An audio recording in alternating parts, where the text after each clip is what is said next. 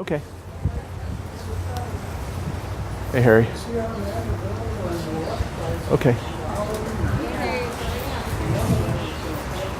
I'm going to find a place where we can do a little downstay with Clay.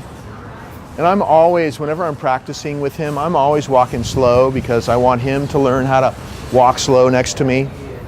And if he surges ahead or starts to pull, I just do a little prompt. You see how gentle?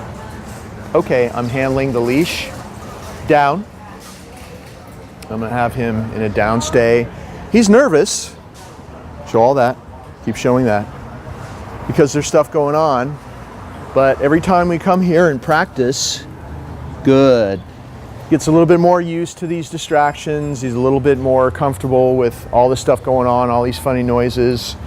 At any time we may have carts coming from behind. We'll see.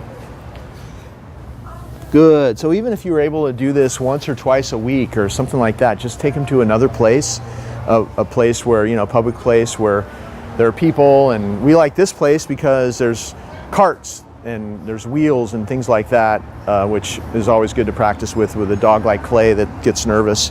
Good.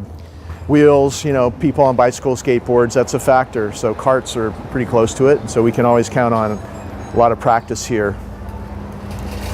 There's one right there. Good. Did you notice that as soon as she went past with that cart there, he turned to look at me? So you're watching for him to look at something like that and then decide to turn back to me like that.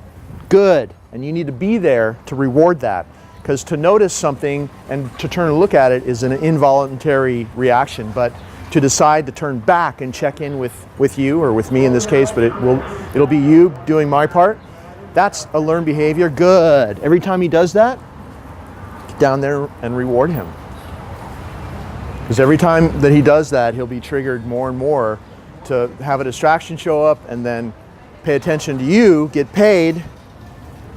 Good. Just like that, instead of focusing on the distraction and leaping at it or whatever he was doing before, leaping, lunging, barking, whatever he was doing before.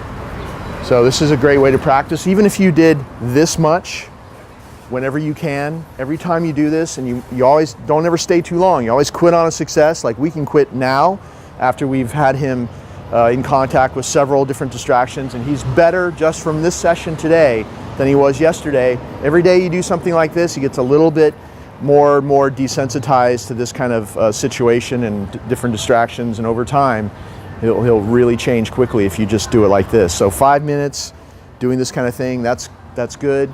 Quit on a success, okay, and get him out of there. And every time you go someplace like this, he can stay longer and longer. Okay. Come on, bud.